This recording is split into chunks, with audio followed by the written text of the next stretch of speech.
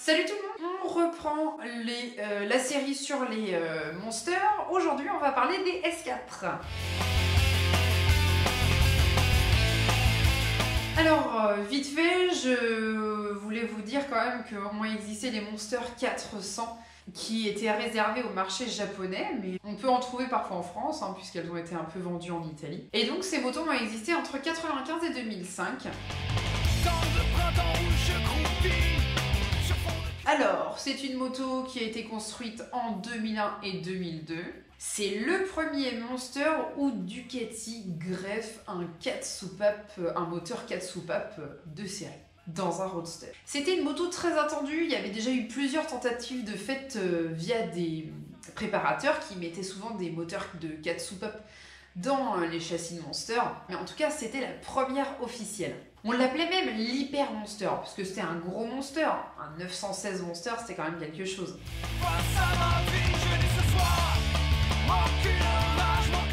Alors l'intégration du moteur dans le châssis a été compliquée. Ducati développera une culasse spéciale pour cette moto. Cela permettra un positionnement spécifique du moteur dans le châssis.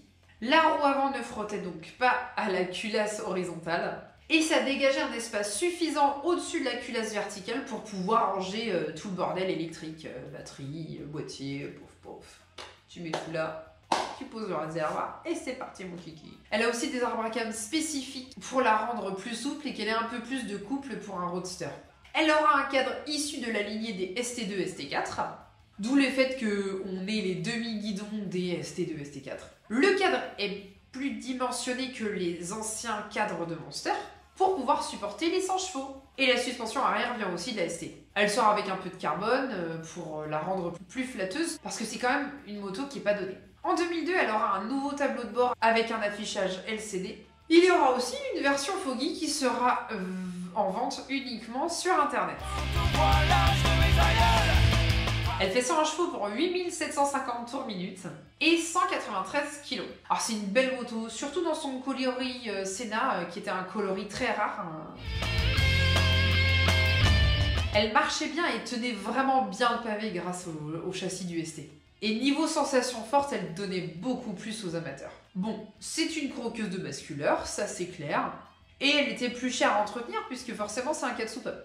Alors moi je trouve que c'est une très bonne moto et même si cette histoire de basculeur vous fait un peu peur, c'est pas une fatalité. Hein. On a trouvé des solutions pour que ça n'arrive plus, alors faites-vous plaisir.